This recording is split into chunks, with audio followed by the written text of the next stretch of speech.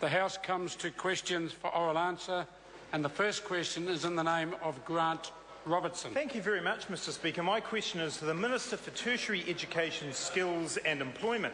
Does he stand by his statement that the Household Labour Force Survey is, quote, the standard internationally recognised measure of employment and unemployment? Honourable Stephen Joyce. Yes, Mr Speaker, I note the HLFS was released yesterday and was headlined "Labour Market Continues to Improve." It's also worth noting that yesterday, for the first time, Statistics released all 3 employment surveys on the same day to provide a more comprehensive picture of the New Zealand labour market at one time. Supplementary question, Mr Speaker. Supplementary question, Grant Robertson. In light of that answer and that the HLFS shows that only 14,000 new jobs have been created since the 2011 election, is National still committed to their 2011 election promise that there will be 170,000 extra jobs by 2015?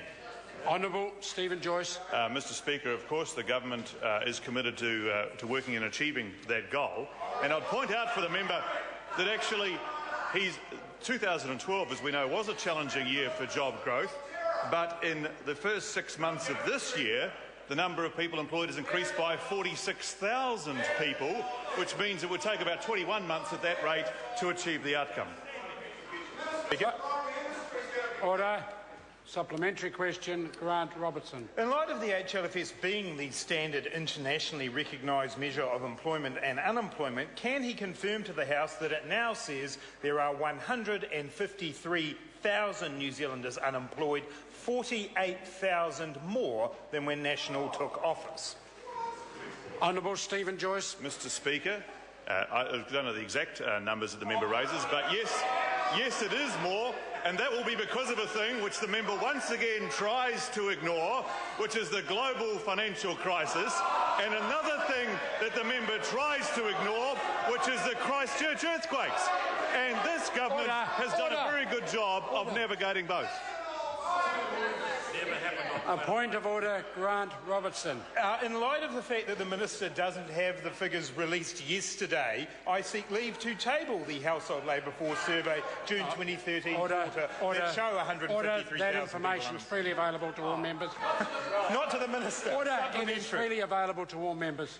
So the supplementary question, Grant Robertson. Mr Speaker, why should the more than 153,000 New Zealanders who are unemployed have any hope that they will get a job after nearly 5 years of this government that has seen unemployment over 6%, New Zealand slipping to being ranked 12th in the OECD, and under his watch, 5,000 jobs going in just the last 3 months?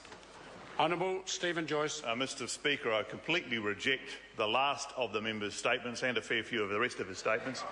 But the key point exactly is 46,000 people more employed over the last 2 quarters in this country, and the member can obfuscate all he likes, but that's the reality.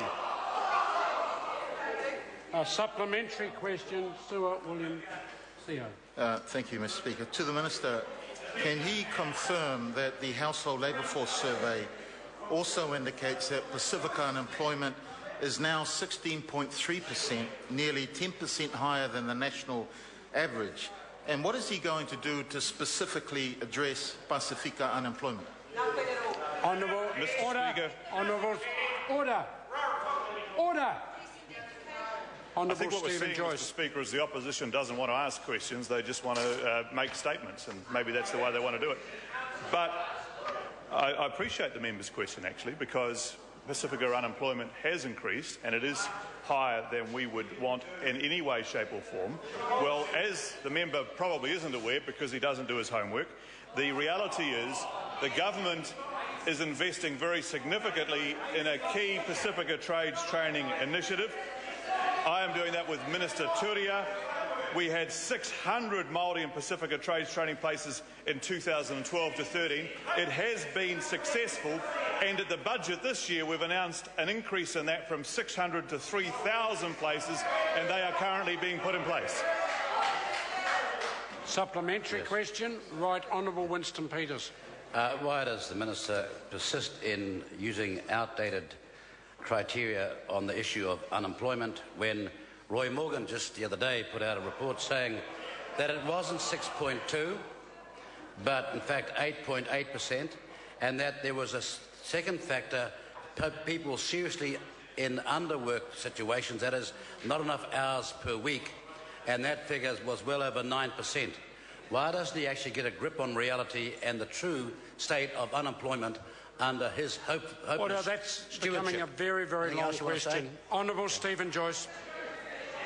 Well, with the greatest respect to the member, the government doesn't run on Roy Morgan polls. He may run on Roy Morgan polls. But the reality is the HLFS, I think, from memory, is about 19 times the sample size of the Roy Morgan poll. And the other important point for the member is this, and that is New Zealand has one of the highest participation rates in the labour market in the world. If he's suggesting it would be higher again, well then, frankly, I think, with the greatest respect, it's being made up. Question number 2, Paul Goldsmith. Mr. Speaker.